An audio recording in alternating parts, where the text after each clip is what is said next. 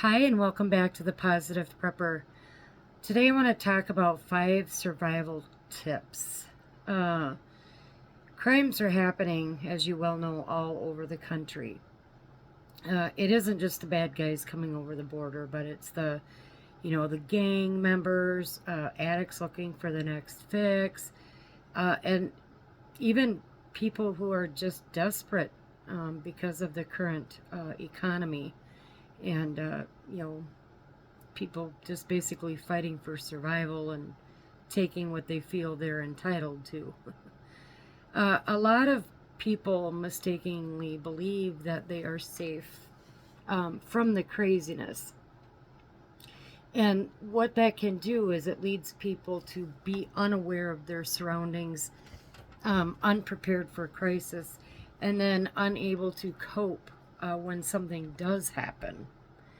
So even if you don't believe that a full SHTF is going to happen, um, there are some things that you should do just to be prepared for any crisis that can occur, as you're going about your daily activities. So the first is to carry your basic supplies. Now, that doesn't mean that you have to carry a fully packed, bug out bag or even a fully packed everyday carry bag or EDC. But having some basic things either in your vehicle or on hand can really be helpful. And these things include, a knife, a way to start a fire, a flashlight, and then obviously if you have the ability, keeping a firearm on you or nearby should also be part of your basic supplies. Some of these things you can carry right on a keychain, things like pepper spray for defense, a multi-tool thing that you can keep in your pocket that has, the screwdrivers and the knife and nail clippers, all that kind of stuff, a flashlight, even just having those basic supplies. And then obviously a way to start a fire are really going to help you in certain types of situations. The second thing is to stay alert and aware of your surroundings. And I've talked about this before, but this will give you a possible warning of an impending event and it gives you time to act.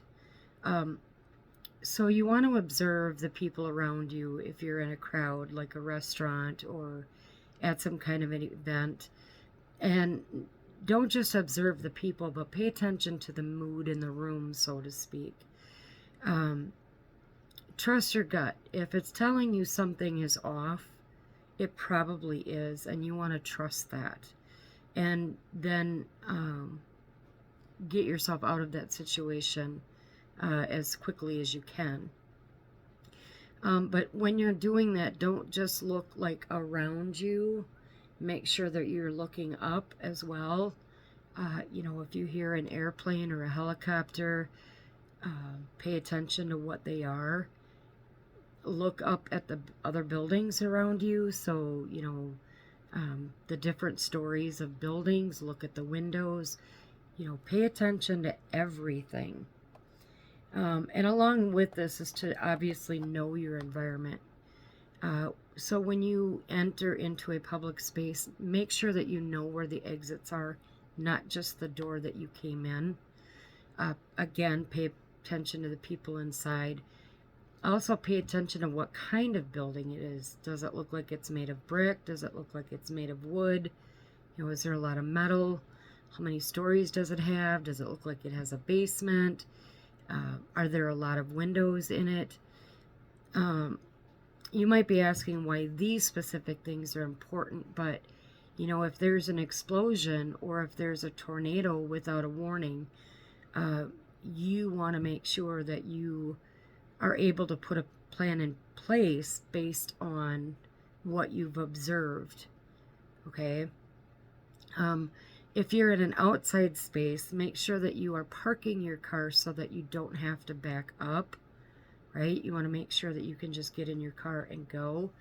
And then you also want to pay attention to different routes. that you can take if you need to get out of the area quickly. You know, if you're off of a main thoroughfare, you're probably not going to be able to leave the area quickly. So look for like back alleys or, you know, the different roads that will help you make a quicker escape if something were to happen. The next is a plan for what you can predict, and also try to plan for what you can't predict. So, you know, in your own home, you probably already know what you're going to do if there's a tornado or if a fire breaks out in your house. But what would you do if something happened, for example, that put, you know, the country under martial law, or we ended up in another lockdown? Many people weren't prepared for the lockdown in 2020. And so the store shelves got emptied. You know, remember the whole toilet paper thing? Some people couldn't get what they really needed, like baby formula and diapers. So if you can envision something happening, then prepare for it, even if it's just the basic supplies. The next one is to be ready and willing to change your plans. You can make a plan about what you would do in a certain situation, but if that situation changes, then you need to be able to assess and make different decisions. So you have to be willing to be flexible and be constantly aware of the environment and what's going on and how things are pretty fluid, especially in crisis situations. Okay? The last one is to not stand out in the crowd. Now, unless you are extremely tall or maybe even extremely short, you can easily blend in. It's kind of what we call going gray, right? You don't want to stand out in the crowd. So don't go places dripping in all your expensive jewelry. Obviously, that's going to make you a prime target.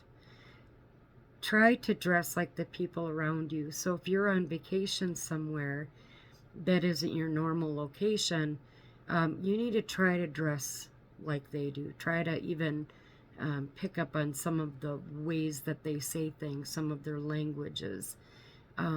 Don't appear to be a tourist ever, okay? As I said, these are going to make you an instant target. And especially by those people that, you know, really are looking to do harm to you. So these are just real 5 quick things that you can do to help your chances of survival, even in a smaller crisis. Okay? We live in a really unstable world right now, and anything can happen. Anything is possible.